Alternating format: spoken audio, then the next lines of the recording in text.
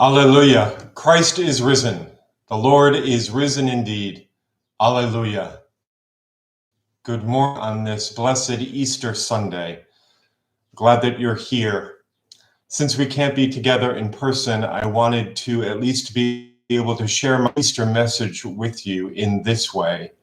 And I know that in this strange time, we are balancing both the incredible joy of the resurrection, but also the uncertainty of the time in which we are living. And so it is with that perspective that I wanted to share with you my thoughts on Matthew's take on the resurrection. And Matthew writes in chapter 28, after the Sabbath, as the first day of the week was dawning, Mary Magdalene and the other Mary went to see the tomb. And suddenly there was a great earthquake, for an angel of the Lord descending from heaven came and rolled back the stone and sat on it. His appearance was like lightning, and his clothing was white as snow. For fear of him, the guards shook and became like dead men. But the angel said to the women, "Do not be afraid. I know that you are looking for Jesus who was crucified. He is not here, for he has been raised, as he said. Come, see the place where he is laid. Then go quickly and tell his disciples, he has been raised from the dead, and indeed he is going ahead of you to Galilee. There you will see him. This is my message for you." So they left the tomb with fear and great joy and ran to tell his disciples. Suddenly Jesus met them and said, "Greetings." Came to him, took hold of his feet, and worshipped him. Then Jesus said to them, "Do not be afraid. Go, tell my brothers to go to Galilee. There they will see me." I want to read again verse 8. So they left the tomb quickly with fear and great joy and ran to tell his disciples. Fear and great joy. The experience at the tomb of Mary Magdalene and Mary, the mother of James and Joseph, the mixing of fear and joy in one, is, I think, an experience many of us know quite well. Great joy is often the partner of intense fear. We ride roller coasters for the joy born of fear. New parents live with intense joy and boundless fear as they navigate their responsibility for a new life. Moving to a new city can be filled with joy and fear, as can be starting a new job or vocation or falling in love. I've experienced all of those, but I've never considered approaching Easter in the same way. With joy, absolutely, of course. With joy and fear, not until this year. So this morning, I'm thankful for these women who remind me transformation is often the product of seeking joy through facing fear.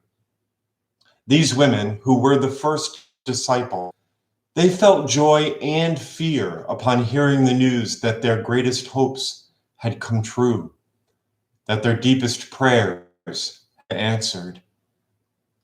That they felt joy tells us something of their faith, their trust that what they had heard was true. Resurrection was what they had been told to expect. So their joy is their heart's response to the fulfillment promise from God. That they felt fear tells us of their uncertainty of what it would look like exactly, when they would prove that it had happened, what it would look like, and what it would mean for the rest of their lives. So, resurrection and new, and I am uncertain of when, how I will know, when I will get proof, and what it will mean for the rest of life. At this moment in the pandemic, all I can hear is the earthquake that the women heard. I do not yet see that one has been rolled away. I do not know how this death dealer of a virus will ultimately be overcome. And I do not know what the world will look like on the other side of it all. I do not know what I will look like on the other side of it all.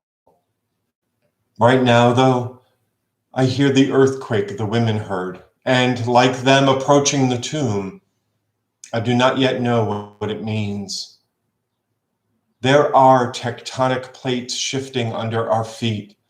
Priorities have been shifted. Focus has been narrowed. Injustices have been highlighted, and relationships have been strengthened, and they have been strained.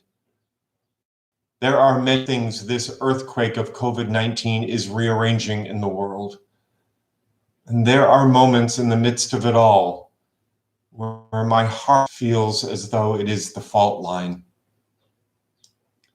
I know that some of the grumblings from beneath my feet that I hear are actually shifts that bring new life into the world. These are rumblings that will show ultimately that death did not win, that love did, as love always does. Day by day, there are reports of this giant stone being rolled away bit by bit. The ground shakes as the stone is pushed aside by a million different hands who are treating and reaching and caring and serving and sowing and feeding and loving. This stone, too large for any one person to roll away, it's meeting its match with a love that is stronger and bigger. It is a love that was there all the time, though all too dormant, until fear woke it up like the spring flowers that have pushed their way back up through the earth yet once again. I pray this love never goes back to sleep. I pray that brings me great joy. Its receding into complacency, however, gives me reason to fear. There are some in the world who say they can't wait for things to go back to the way they were before. Oh, my friends, I'm not one of them. I want things to be better. We are sacrificing far too much to learn hard lessons, for those lessons to be forgotten when a trip to the grocery store becomes once again simply an errand that needs doing. We are in this time learning what our priorities must be, and it is revealing what they have been. But what do we want them to be? And how we spend our time returns to being a choice we make rather than a choice that has been made for us. Of a world being more loving, more just, filled with more mercy and reconciliation, that fills my heart with joy and fear. My joy tells me I believe it could be true. My fear tells me I don't yet know what it will look like or what it will mean or ask and require of me. For the two leaving the tomb and for the disciples who come to believe later, everything has changed. The immense power of the Roman oppressor now pales in comparison to the power of their God. They will move from this moment knowing just what their God can do in lives. But what else might God do in their lives? It's enough to fill one with joy and with fear. I can't ever remember a time when we, as a global community, were challenged to celebrate Easter while still unsure when the stone would be rolled away. Sure, some of us have been. Sadness and grief do not submit to the liturgical calendar. But this is a real first for me in my life. We are celebrating Easter not as the disciples walking and eating and talking with the risen Christ, but as the women who approach the tomb, knowing only that there has been certain death and holding on to a hope for certain life. We celebrate this Easter with the women as they leave the tomb, certain that death did not get the last word, yet still uncertain of what life would look like, even mean, from this time forward. Joy and fear. This scary time we are in will end. Joy. We do not yet know when it will. Fear. This pandemic will leave us as a global community changed forever, and we do not yet know how. Joy and fear. This experience will change us and our children in ways that could make us more of who it is God made us to be, or less. Joy and fear. The question for us to consider this morning is, how would we like to be different on the other side of COVID-19? How might you like your family to be different? Your community, your church? What might our lives look like on the other side if we allow God to shape it? Can you, right now, imagine a day on the other side? On the other side of the empty tomb, on the other side of this pandemic, my priorities are aligned with God's desires and my life. That is my prayer for me on the other side. On the other side, I am more attention to what really matters. I am remembering that I was never alone, though there were times that I felt like I was. On the other side, the homeless are beloved. People of color are treated in every corner of their lives as the children of God that they are.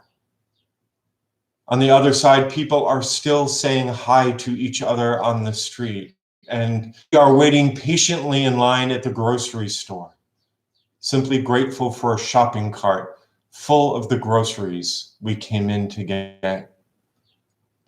On the other side, I am thankful every day for the love I have in my life from my family, my friends, my community, and my God. On the other side, there is new life waiting for me and waiting for you. My faith assures me that that is true, and I am joyful. I do not yet know how or when, and yeah, that makes my heart beat just a little bit faster. I am on the roller coaster. I am in many ways starting a new job. I am emotionally and spiritually moving to a new town. Most certainly, I am falling in love. Right now, the ground shakes.